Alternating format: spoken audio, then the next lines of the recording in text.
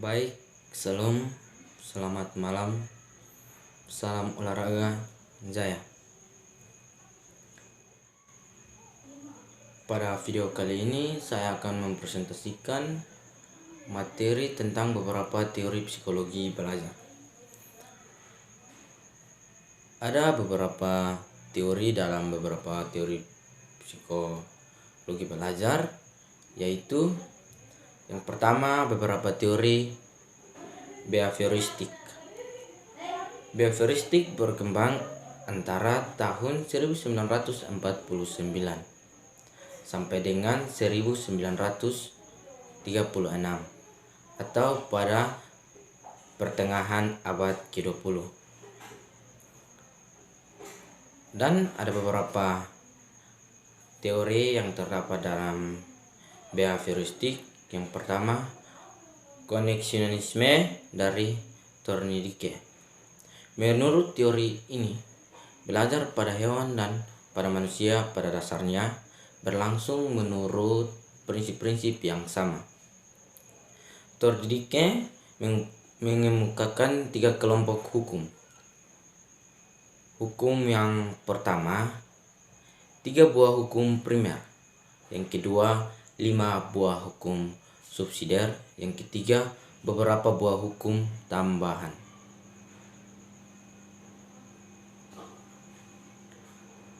A.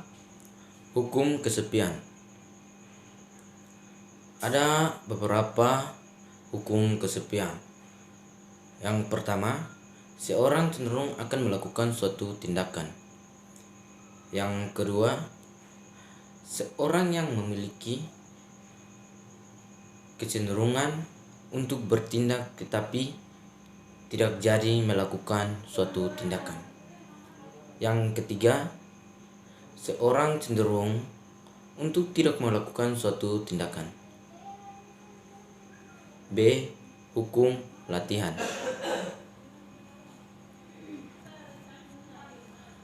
Hukum latihan adalah respon sebagaimana dijelaskan oleh Fitch dan Poncer dalam Reguliski.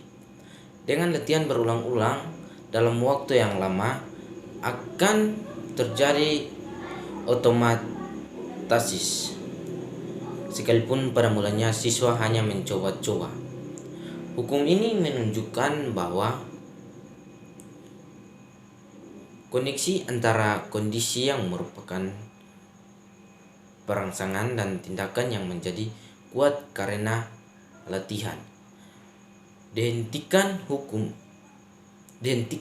ini merupakan tantangan perlunya siswa atau atlet mengulang-ulangi bahan pelajaran atau bahan latihan.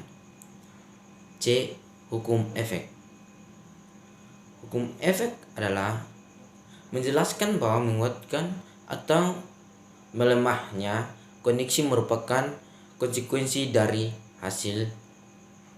Menurut hukum ini, koneksi antara elemen stimulasi respon. Penerapan teori Thorndike dalam proses belajar motorik menurut Lutan 1988 dapat dilakukan sebagai berikut. A. Siswa harus siap secara psikologis maupun fisik. B.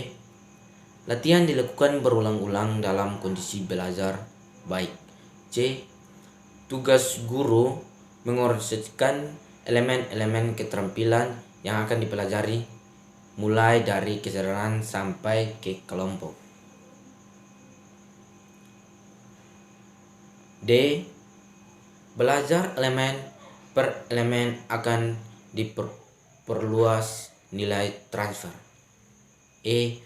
Untuk memperkuat koneksi stimulasi respon menggunakan hadiah. D. Konsep transfer of training.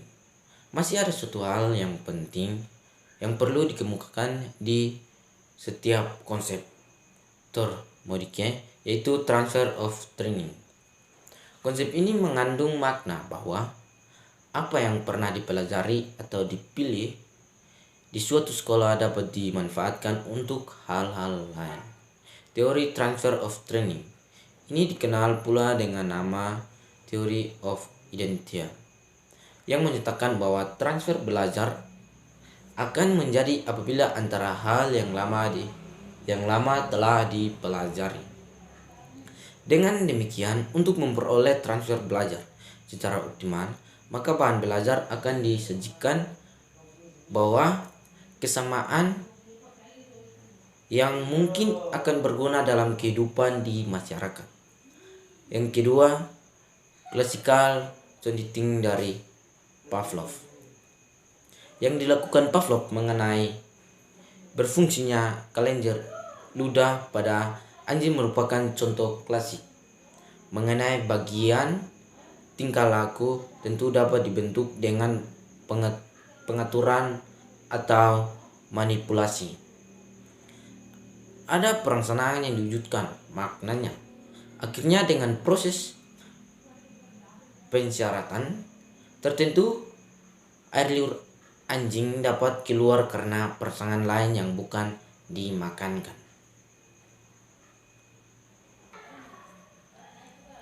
Yang ketiga, operan conditioning dari Skinner. Skinner juga memikirkan perilaku sebagai hubungan atas pelangsungan atau respon. Teori ini dikembangkan dengan melakukan pencobaan pada tikus yang dilakukan kontak dari pasang pengikut sehingga apabila pengikut tersebut dikatakan maka akan mengeluarkan makanan. Operant respon yaitu respon yang timbul dari berkembangnya diikuti perpasangan-pasangan tertentu. Perangsangan yang demikian pasangan tersebut memperkuat proses yang dilakukan oleh perangsang-perangsang tersebut. Belajar telah melakukan kegiatan lalu menempatkan hadiah, maka dia akan menjadikan lebih lagi belajar menjadi lebih intensif atau kuat. Yang kedua, beberapa teori kognitif.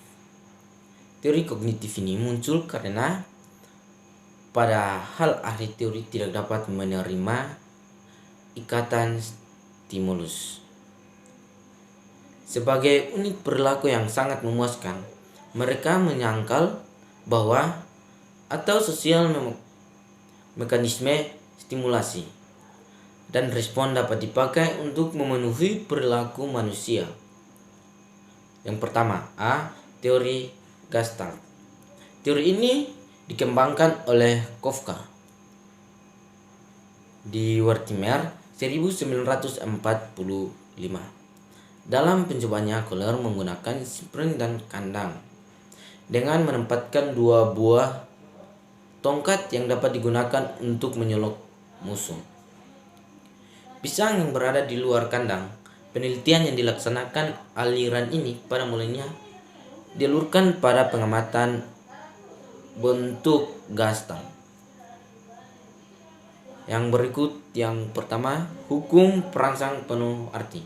Hukum ini merupakan hukum umum yang menyatakan bahwa pengamatan suatu objek cenderung untuk dikaitkan dengan sesuatu sehingga merumputkan objek atau masyarakat yang mempunyai arti tertentu bagiannya. Yang berikut, yang kedua, hukum kesamaan. Hukum ini menyatakan bahwa hal-hal yang sudah cenderung untuk membentuk Gestalt, orang pada umumnya cenderung untuk mengamati sejarah sebagai kesatuan atau Gestalt. Yang ketiga, hukum kedekatan. Hukum ini menyatakan bahwa hal-hal saling berdekatan cenderung untuk membentuk Gestalt. Yang keempat, hukum ketertutupan. Hukum ini menyatakan bahwa hal-hal yang tertutup cenderung untuk membentuk Gestalt. pada umumnya orang akan cenderung mengamati B, C, dan D, E daripada A, B, C, D, atau E, F. Pada perkembangan selanjutnya, penganut aliran psikologi Gestalt berpendapat bahwa hukum-hukum dan prinsip-prinsip yang berlaku dalam bidang pengamatan jadi berlaku dalam bidang belajar dan berpikir. Pendapat ini didasarkan atau menyatakan bahwa apa yang dipikirkan dan dipelajari sumber dari hasil pengamatan pelajaran. Ada beberapa ciri-ciri dari belajar dengan penuh penggantian adalah yang pertama, tergantung pada kemampuan dasar seseorang. Yang kedua, tergantung pada pengalaman masa lalu yang relevan. Yang ketiga, tergantung pada pengaturan situasi yang dihadapi. Yang keempat, didahului oleh periode mencari dan mencoba sebelumnya pemecahan masalah. Yang kelima, pemecahan masalah dapat diulangi dengan mudah.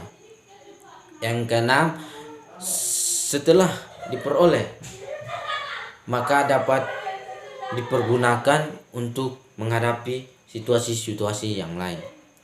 B. Teori medan dari Lewin. Teori medan mula-mula dikembangkan oleh Kurt Lewin 1935 1936 1942 berdasarkan teori Gestalt. Prinsip-prinsip Gestalt yang telah dikemukakan diakui berlakunya oleh Lewin dan disampaikan itu dia menambahkan unsur-unsur baru mengenai belajar tertentu. Yang berikut keempat, taraf aspirasi. Pengalaman sukses dan gagal itu kaitkan dengan taraf aspirasi seseorang. Sesuatu hal yang bagi seseorang dianggap telah menimbulkan pengalaman-pengalaman sukses, sebagai orang lain barangkali masih dianggap kegagalan. Karena itu, pengalaman taraf prinsip aspirasi merupakan hal yang sangat penting dalam belajar. Sekian dan terima kasih. Salam olahraga, jaya.